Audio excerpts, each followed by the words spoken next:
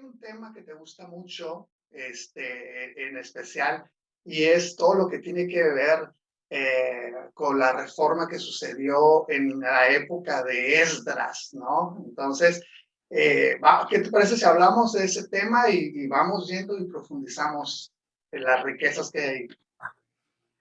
Claro que sí. Quiero empezar primero, Tony, con unas preguntas de rigor para que a través de esas preguntas nosotros podamos ir englobando lo que queremos desarrollar esta noche. A toda la audiencia, a ti mismo, quiero preguntarte si recuerdas bien esos pasajes donde en los evangelios sinópticos, donde el Señor Jesucristo está hablando y él dice, acuérdense, habéis oído que fue dicho esto, mas yo digo esto. Y parafraseando, ustedes invalidan el mandamiento de Dios por la tradición de los hombres. No llaméis Padre en la tierra, porque Padre tenéis en los cielos. Entonces, con este tipo de contraposiciones, el Señor Jesucristo se está enfrentando a la religión de la época, a la religión imperante de la época, partidista de la época, ¿verdad? Fariseos, saduceos, escribas, los celotes y todas estas escuelas que venían de 400 años, de 444 años exactamente, de unas tradiciones. A partir de eso, lo que vamos a tocar hoy, toda esa reforma de Esdras y toda esa mixtura que había ahí, que vamos a profundizar entre los dos.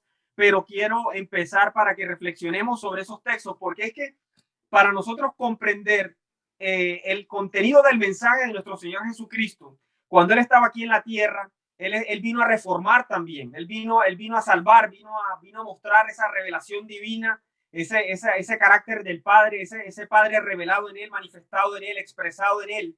Pero muchas facciones de la cristiandad en este momento, en un momento donde nos acercamos hacia una reforma muy profunda en términos de aprendizaje, para que nosotros el evangelio en esta época suelte el Espíritu Santo lo que nosotros necesitamos, ocupamos saber en esta época para ubicarnos en ese espectro profético en el que nos acercamos y nos dirigimos. Cierto, cierto, cierto. Mira, el hombre, en el principio, todo empieza desde un propósito eterno. Entonces, a la medida de que el hombre cae, a la medida de que el hombre es separado de la gloria de Dios, va en una decadencia continua y se va alejando de ese propósito para el cual Dios creó al hombre y lo posiciona en la tierra, ¿no? Entonces, al grado de que vienen los patriarcas, vienen los jueces, viene todo esto, pero yendo un poquito antes al tiempo de los patriarcas, aún con Abraham había promesa de la simiente, a través de la simiente que sería benditas todas las naciones de la tierra, pero después de eso, todos conocemos, viene Isaac, viene Jacob, vienen los hijos, las tribus, y viene la esclavitud. Entonces, una vez que salen de la esclavitud, la contaminación que pasó en Egipto fue de manera espectacular. O sea, salieron de la esclavitud, pero mentalmente seguían atados, mentalmente seguían esclavizados y necesitaban, desde ahí entonces empezó una reforma, porque ellos se olvidaron de la promesa a Abraham, Isaac, Jacob.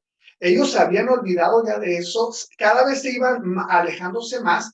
Entonces Dios tiene que venir y darle la ley mosaica, pero no para dejársela como estatutos, como mandamientos que el hombre podía alcanzar por sí solo, porque tenían que estar haciendo sacrificios continuos, sino para mostrarles dónde estaba la línea de la transgresión y dónde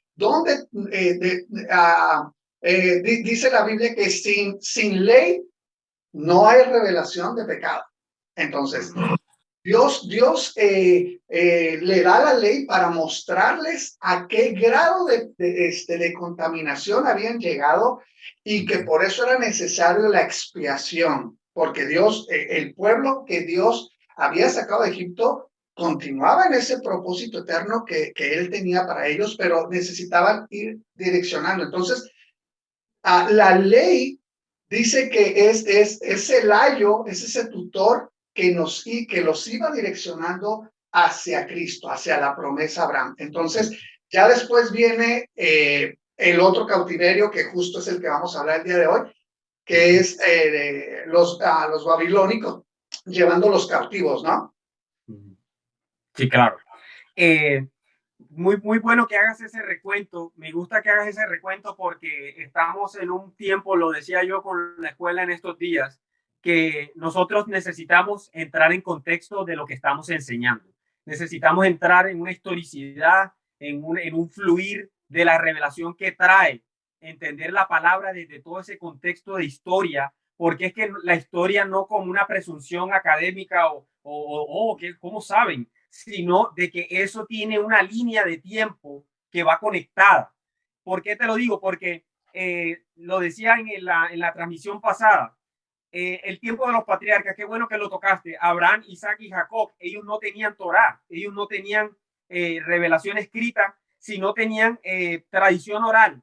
Ese temor de Dios, ese comportamiento transmitido de valores, de principios, de preceptos, de ordenanzas culturales, de ordenanzas morales, de preceptos.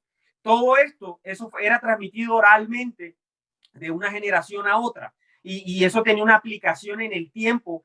Escucha aquí, los mismos principios tenían una aplicación distinta en el tiempo. Por eso entiendes cuando el Señor Jesucristo dice ya en los evangelios, cielo y tierra pasará, pero la palabra no pasará. Él se refería a todo ese cuerpo de enseñanza espiritual y moral y ética que venía del tiempo antiguo.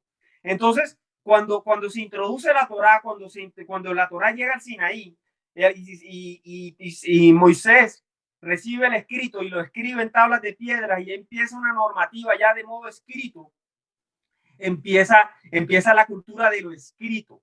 Entonces, ¿qué pasa? Que ahorita es muy importante que todo el que está en la pedagogía de la iglesia, llámese pastor, maestro, evangelista, profeta, apóstol, todo me gusta porque ahorita todo el mundo está retomando toda esta línea de enseñanza y no una línea de enseñanza dogmática, sino una línea que enseña el espíritu. Por eso Pablo decía, lo que enseña el espíritu, acomodando lo espiritual a lo espiritual.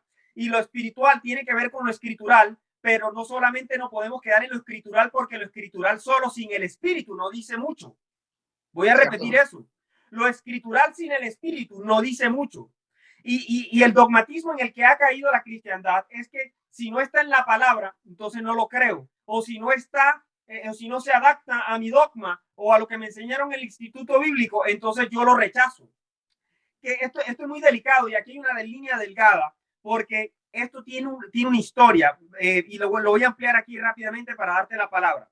Mira, en el Tratado de los Padres es un tratado muy antiguo que efectivamente surge en el tiempo de Esdras, porque Esdras toma toda la Torá, tanto la tradición oral como los escritos que ellos tenían, los rollos, los pergaminos, ellos lo traen y lo portan porque eran kadoshines, eran sacerdotes, y todo sacerdote tenía acceso a esos libros sagrados. Entonces, pero esos libros sagrados estaban en hebreo, pero todos estos niños, jóvenes, adolescentes que venían y habían nacido en la deportación en Babilonia, estos niños no hablaban hebreo, hablaban sirio-caldeo. Entonces, ¿cómo te diriges tú a una nueva generación que no entiende ese idioma? ¿Qué pasa? Que Esdras, dice la escritura, ahora voy a leer el texto original, y dice que él se rodeó de hombres idóneos, hombres sabios, hombres que portaban el espíritu, la presencia de Dios, y empezaron a agarrar lo hebreo, el texto hebreo de la Torá, y empezaron a traducirlo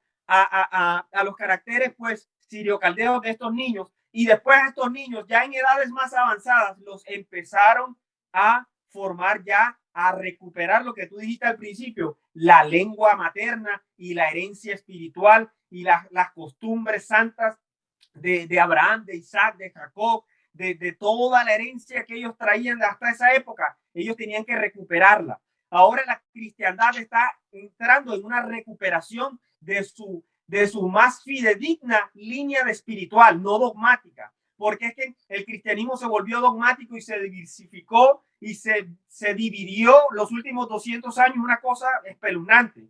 ¿Qué pasa ahora, Tony? Que para que nosotros podamos hablar de una reforma, que para que nosotros podamos hablar de un avivamiento mundial, que para que nosotros podamos hablar de que somos gente idónea enseñando la palabra y el temor de Dios a toda una generación, nosotros tenemos que saber de dónde viene lo que viene y de dónde viene lo que se escribió y para qué es y quién lo inspiró y por qué y para qué y en qué tiempo y cómo funciona eso en este tiempo.